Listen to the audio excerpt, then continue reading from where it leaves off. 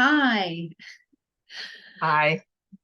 welcome to Relationspace Power Bursts. So, my name is Tara Gretton, and this is my wonderful friend and colleague. Vicky Essebag.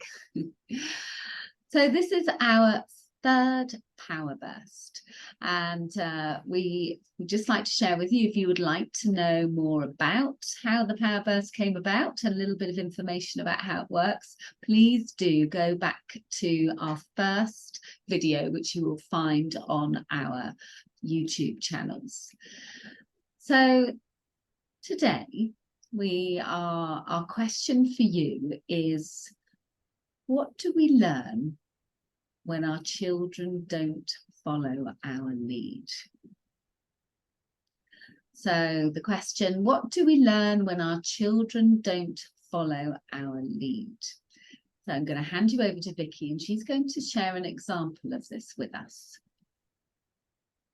So, it's interesting, Tara, because I ran into a family friend a couple of days ago, and he's all of 23 years old and just came back from some travels.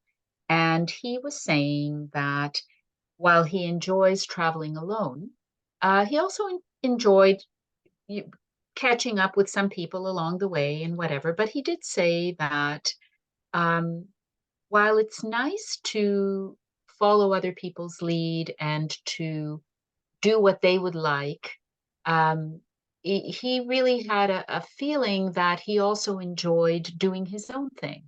And while, he might experience some fear in doing his own thing, there was a certain feeling of satisfaction that came out of traveling on his own.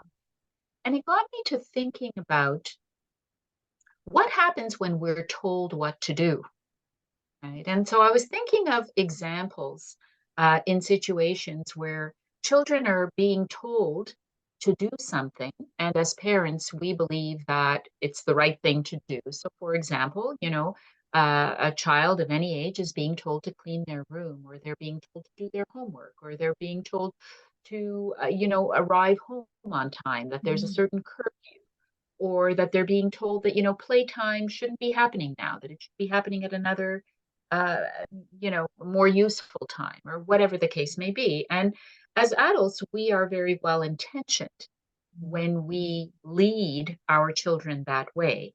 And yet our children don't always follow our lead. So the question I was asking myself is, what are they telling us? What are they telling us about themselves? And I believe what children are telling us is that um, they're expressing their individuality, they're expressing their independence, their autonomy, their self efficacy, their ability to know what it is that they want to do or not do, and when to do it. Um, and so, while we shouldn't always be fully entertaining what our children want to be doing, there is an opening there for flexibility on our part to say, well, we can perhaps enter into conversations where we can navigate the issue with our child, where they can potentially express what it is that they're thinking on that particular issue. And we can express what we're thinking, and we can find resolution, a meaningful resolution within that conversation. So I'm going to end there, and I'm going to turn it over to you, Tara, and maybe you can share with us some questions that we can ask our children that could enlighten the conversation. Yeah, brilliant. Thank you, Vicky. Yes, I really love that, how useful that is to think about our children, young people asserting their independence. Yeah. So, yeah, how might we respond? What questions might we ask in these situations? So thinking about some of the things that Vicky was, well, things that come to mind that might be in the day-to-day of, of the running of a family home. Things like, tidying the bedroom, picking the towel up off the floor, doing homework. So questions like, if you were to tidy your bedroom, What might that look like for you? Or things like, suppose we were able to have this conversation and we were to come up with something together that works for both of us, that enabled you to kind of, move a little bit closer to the thing that I'm asking you to do. What might that look like? Okay. So there's a couple of ideas of questions. Anything that you want to add in there, Vicky, with the questions that come to mind?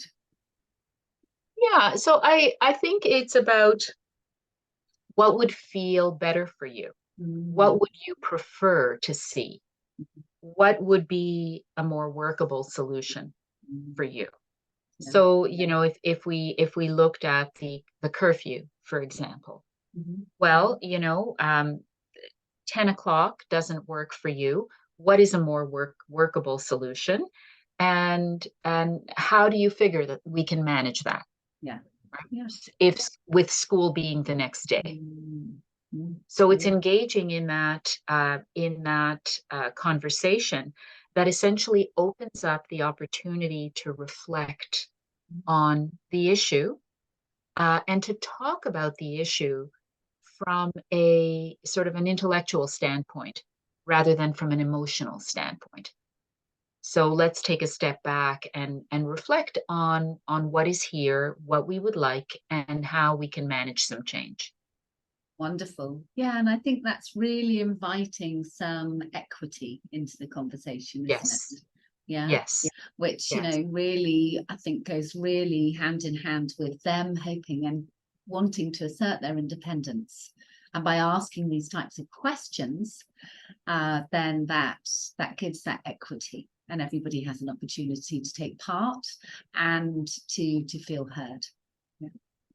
Exactly. And it also sends a strong message to the child that they can't just, necessarily completely have it their way in this type of situation. That, for example, if a child comes forward and says, well, what I want is I just don't want to do my homework.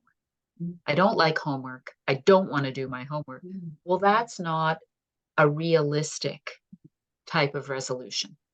And so, and like you say, that's where the equity piece comes in to say, let's think of something that's going to work here, right? Because you do need, at the end of the day, to get the homework done. And it might open up a new type of conversation, right? Maybe a conversation around how might I support you in homework so that it feels more manageable for you. Yeah, brilliant. So I think this is something that we could keep talking about. Yes. Maybe we need to have this as a conversation in our podcast. So yes. Thank you for listening. We would love to hear from you. We'd love to hear from, times when you've asked these types of questions before and what difference that's made to the interaction with your child or young person. And if these are going to be questions that you're trying out for the first time, then please let us know how you get on. And if you have any questions, please do ask. So thanks for listening, and we'll see you next time. Thank you. See you next time. Bye.